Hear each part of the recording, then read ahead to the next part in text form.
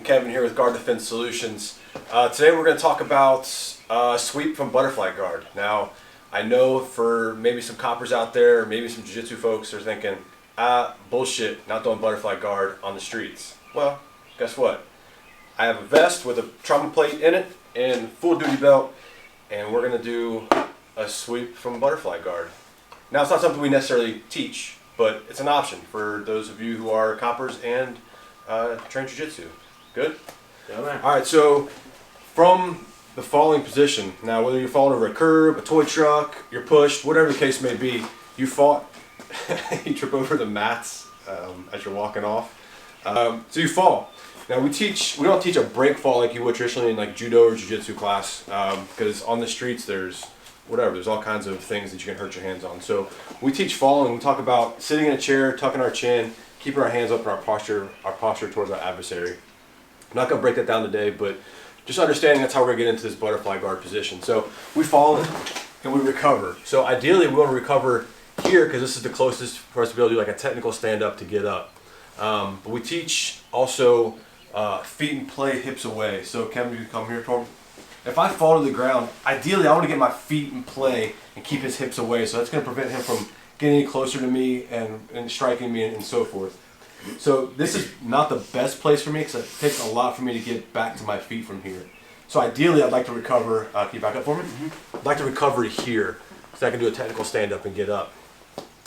So let's say I get to this point and my adversary is right on top of me and I don't necessarily want to fall all the way back and I can't get my feet in play and my feet into his hips. I ended up with my feet on the inside and I don't want to let him just mount me, right? Because this is really bad. But if I can keep some wedges in the way, what we call butterfly hooks, right? If I keep my feet underneath his thighs, look, I have this little butterfly. You can swing this way. Yeah, I have this butterfly look. And if you can step up, Kev. My feet are engaged behind his thighs. This is going to keep him locked in. Oh, come on back. So I have this butterfly, and if you notice the distance we're at right now, this is also not good for me. Kevin can tee off on my face, so I have to close the distance here. Again, I need to keep my defensive posture up, but I need to go get Kevin, and without some mobility, this is kind of tough. You almost want to crunch with a vest on and a belt. It is tough, but again, if you train and you practice it, it's just very doable. So I have to go get Kevin. So one of our fighting principles is distance management and winning the inside. And I'm gonna do both with this one movement. So I'm gonna sit up, close the distance, and I'm gonna win the inside. I have underhooks, right? So I have the inside advantage. I'm stronger here. And I'm protecting myself from any sort of punches and so forth. So, can you slide over? Yeah. So I have this butterfly. Close the distance. In order to effectively sweep Kevin and take top into our mounted cuffing position, I have this gable grip here. I'm just going to roll back and then extend. As I extend Kevin, I have to clamp behind his elbows. This is an important detail to get here behind his elbows. Keep these tight. If I'm too low, he can flex, right? And then he's going to be back in the fight here. So I've got to take away him at the elbows. As I extend him, I can then kick. Take top position here. But if you notice, as I swept him, I gathered both of his arms in our mounted cupping position. I post, I scoot high. Look, I'm pitching behind his shoulders.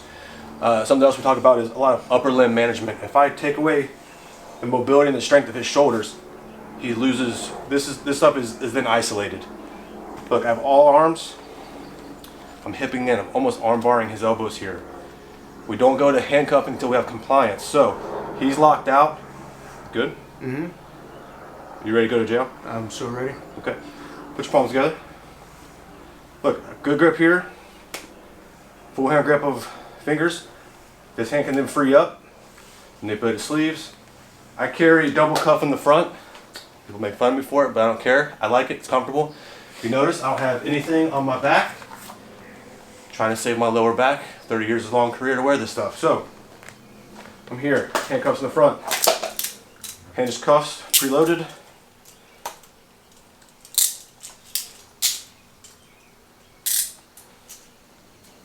He's secure. Now, is this the best option? I don't know.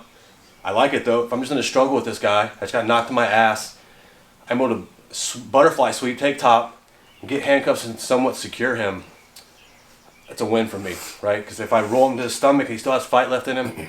He can build that base, stand and fight again. So I personally really like this. If you think it's shit or you like it, leave us a comment, let us know.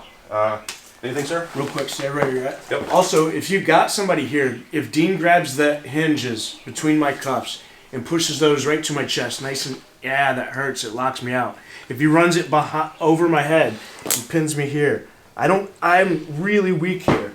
So there's a couple options when you have somebody here that, like Dean said, we were just in a physical confrontation. We were on our back, now we're on top. And now he can hold me really strong here.